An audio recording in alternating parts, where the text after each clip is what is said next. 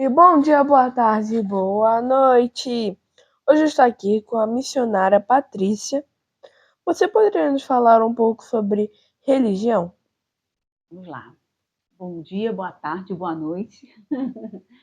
O que é a religião? Na verdade, a religião é a crença em algo que transcende o mundo, né? Algo sobrenatural.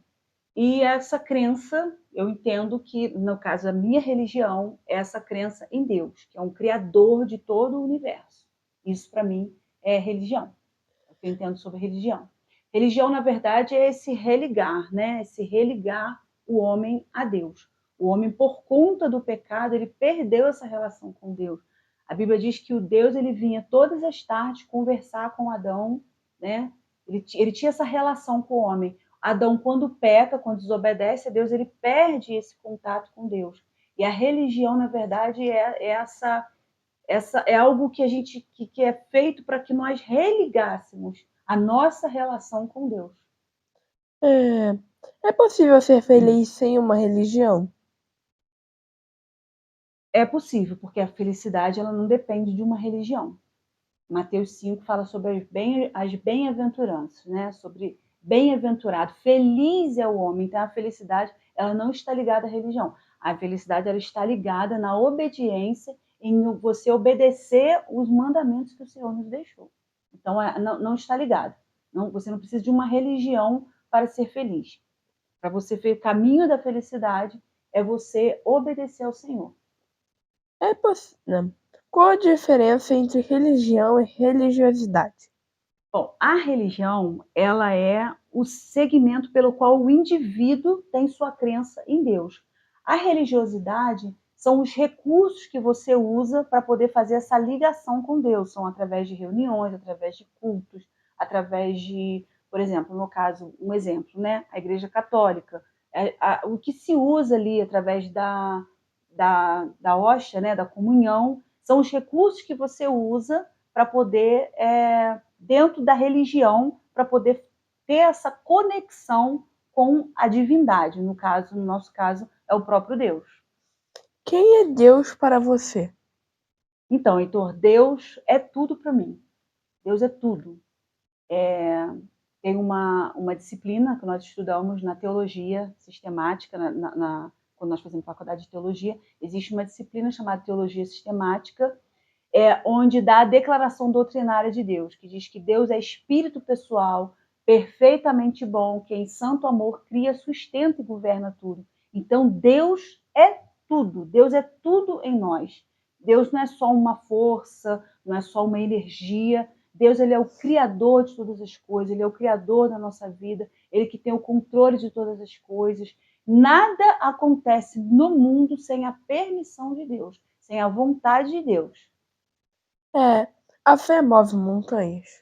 Move, né? Esse termo, né, bíblico que diz que a fé ela tem esse poder. A Bíblia diz que a fé ela é o firme fundamento, ela é a convicção das coisas que nós não vemos, mas que elas existem. Então, a fé ela tem essa questão de falar que ela move montanhas, é porque ela tem o poder, né? A fé em Deus ela tem o poder de fazer qualquer coisa na sua vida. E aonde há a impossibilidade humana, a fé ela faz com que haja uma possibilidade divina. Então, coisas assim que o homem não consegue fazer, que o homem não consegue alcançar, né? Uma cura, somente através da fé que você pode chegar a esse caminho, tá? De realmente, ou esse mover montanhas, é porque a Bíblia diz que se você tiver, né, uma fé pequena, por menor que ela seja, a fé no Senhor, você pode dizer determinar que algumas situações aconteçam na sua vida e se for a vontade de Deus, elas vão acontecer, porque você acreditou.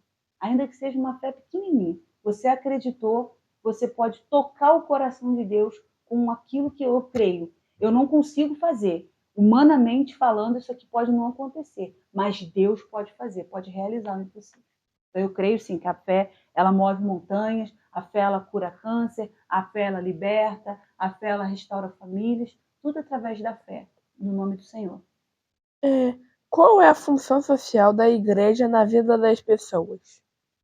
Você diz da igreja no geral ou da minha igreja especificamente? Da igreja no No geral. geral. A função da igreja? A função da igreja, ela não é somente uma função assistencialista. A igreja, ela foi colocada na terra, ela foi estabelecida na terra para promover o reino de Deus. A função da igreja é pregar o evangelho, é promover o reino, é falar das coisas de Deus, mas a gente também tem que trabalhar com as questões assistenciais. Na minha igreja especificamente, a gente, por exemplo, tem uma reunião uma vez por mês de ação social, onde ali as pessoas recebem uma palavra, elas são ministradas e elas recebem, saem dali, saem com cestas básicas. Nós ajudamos na questão de medicamentos, de pagamento, às vezes, de conta. Pessoas, às vezes, falam, pessoas que vão ali à igreja, né? Os membros da igreja, tem uma situação porque minha luz foi cortada, então a igreja age de uma forma assistencialista. No período da chuva, a igreja ela ficou fazendo durante assim, mais de um mês, fazendo almoço todos os dias, distribuindo almoço nas comunidades, ou para as pessoas que estavam trabalhando na remoção das barreiras. Então, assim, a igreja ela tem uma igreja especificamente, ela tem uma grande relevância nessa questão assistencialista. Quem foram Adão e Eva? Bom, na Bíblia, Adão e Eva, eles foram o primeiro homem e a mulher, né? Primeiro foi criado o homem, depois Deus criou a mulher da costela do homem. Eles foram o início da família, né? Eles foram a primeira criação do homem, depois que Deus fez toda a terra, né? Porque a Bíblia diz que no princípio criou céus e terra, no princípio Deus criou a terra, e a terra era sem forma e vazia, não existia uma forma. E Deus foi dando forma, foi fazendo separação depois das águas, do firmamento, foi criando os animais, foi criando o jardim. E, por último, Deus criou o homem, para poder fechar assim, a coroa da sua criação. Ele criou Adão e Eva, que era o propósito de Adão e Eva ser criado, era para, justamente porque Deus, apesar de ter um céu, de ter anjos, Deus queria essa relação com o homem, tanto que ele vinha visitar Adão todas as tardes para ter essa conversa com Adão. E o propósito de Deus foi criar o homem e que o homem ele exercesse o poder ali sobre os animais, tanto que Deus deu a ordem a Adão para Adão dar nome aos animais e que o homem ia comer de tudo que tivesse ali. Aí, por conta do pecado, da desobediência, eles foram expulsos do jardim e o homem passou a ter que trabalhar e a comer do suor do seu trabalho. Mas até então não existia isso. Deus criou um lugar perfeito, criou um jardim perfeito, mas o homem, Adão e Eva, não valorizaram. Preferiram desobedecer a Deus, ouvir a voz da serpente, ouvir as vozes, né? Não ouviu a voz de Deus, e aí foi onde eles foram expulsos, e aí a gente passou a viver, a humanidade passou a viver uma humanidade pecaminosa, né? Você vai ver que depois vem os dias de Noé, o homem também se corrompeu, Deus, aí vem o dilúvio, destrói tudo, só fica Noé e sua família, e Deus sempre nessa luta, vamos dizer, com o homem, de entregar o homem a algo perfeito, e a gente pega e destrói tudo, né? Mas a gente vai chegar lá. A força da palavra depende de quem a pronuncia? A forma, A força da palavra. a força da palavra depende de quem a pronuncia? É. Não. A força da palavra depende de como você a pronuncia. A Bíblia diz que o bem e o mal, eles estão no poder da língua. Então, você pode usar uma palavra, mas eu sou uma criança, mas você pode usar uma palavra que você pode, através daquela tua palavra, trazer vida ou morte para uma outra pessoa. Então, assim, nunca depende de quem, mas depende de como. Se eu tenho um filho, né, se eu tenho os meus filhos, e eu sempre falo para os meus filhos, deixa de ser burro, deixa de ser burra, eu uso, você vai dar para nada, você vai dar para nada no seu futuro. Na verdade, aquilo que eu estou falando, aquilo tem força e aquilo tem poder. Eu posso estar profetizando algo ruim sobre a vida do meu filho, da minha filha, ou sobre a vida de uma outra pessoa, por conta da força da palavra. E a Bíblia diz que o que contamina o homem não é o que entra, é o que sai. Ou seja, aquilo que sai da nossa boca é aquilo que pode ferir o outro, pode matar uma palavra nossa, pode matar uma outra pessoa. Então, assim, não é de quem. Qualquer pessoa, seja ela de um nível social, né, seja ela um pobrezinho, seja ela de um nível social alto, seja um presidente, seja uma pessoa mais humilde, não é de quem sai, é o que sai. Porque às vezes uma pessoa humilde, uma palavra da boca dele pode sair e ele pode te trazer vida. E ele pode encher a tua vida com uma profecia que ele der para você, com uma palavra boa. E às vezes uma pessoa muito poderosa pode te dar uma palavra que pode te destruir. Mas independe de quem, da boca de quem sai a palavra. Mas depende da palavra. O que depende, o que tem força é a palavra. A palavra dita, essa tem força. Você tem algum sonho? Tenho 2 sonhos. Eu trabalho na área da capelania hospitalar e eu fiz pedagogia.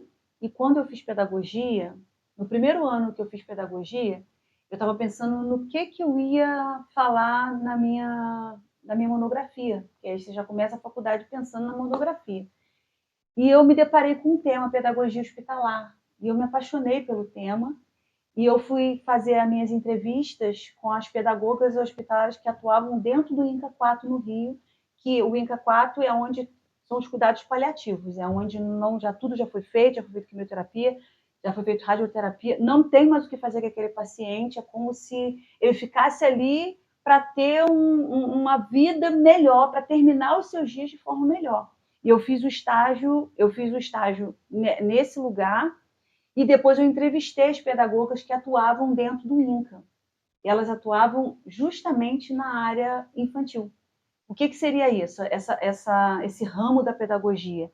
Seria o aluno está num processo de quimioterapia. Então, ele automaticamente ele fica afastado do período escolar. Para ele não perder o ano escolar e também para a melhora dele, né? Porque ele fica ali, ele fica sendo instruído por um professor, a professora vai e ensina e dá continuidade ao estudo, ele dentro do hospital. Então, o meu sonho o que eu já tenho, é juntar a minha formação na área da pedagogia e juntar a minha formação na área da capelania escolar e ir lá ensinar as crianças que, porventura, estejam hospitalizadas por um período prolongado. Esse é um sonho.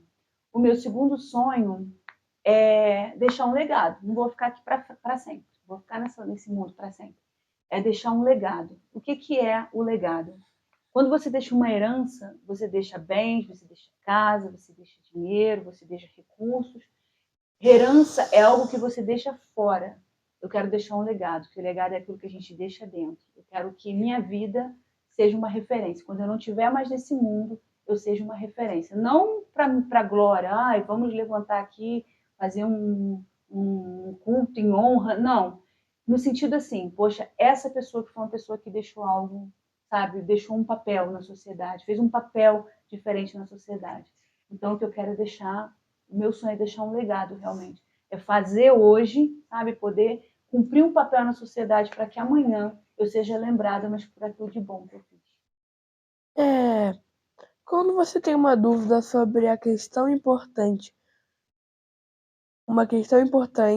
como você faz para tomar a melhor decisão? Melhor decisão na dúvida é ir para os pés do Senhor. Não tem, por mais que você tenha um conhecimento na sua área estudantil, por mais que você tenha uma formação acadêmica, por mais que tenha os profissionais, talvez que trabalham nessa área de coach, né, nessa área que estão mais psicológica, quando eu tenho as minhas questões, eu pergunto ao Senhor, porque só Ele tem resposta. Ele, além de ter as respostas, e ela pode não ser para aquele momento, porque às vezes vai ter vezes que você vai ter questões que você vai perguntar a Deus e a impressão que você tem é que Deus ficou em silêncio. Não. Deus, ele silencia, mas ele está trabalhando. Então, o ideal é, em todas as suas questões da sua vida, você ir para os pés do Senhor. Mesmo que sejam situações que aos seus olhos sejam impossíveis, poxa, não adianta, Deus não vai resolver isso. Coloca nas mãos do Senhor. Deus tem sempre, a Bíblia diz que ele tem pensamentos bons ao nosso respeito. E a Bíblia diz que os pensamentos dele são pensamentos de bem e não de mal. Então, o ideal é que todas as nossas questões nós coloquemos aos pés do Senhor, porque só Ele tem a resposta certa para a nossa vida. Então, tudo que eu vou resolver na minha vida, seja um problema mínimo, menos complexo ou mais complexo, seja um micro, seja um macro, tudo eu coloco diante do Senhor, porque só Ele que tem resposta para a gente. Só Ele que pode ter a resposta e dar a resposta certa. É isso. E tchau. Então, obrigada.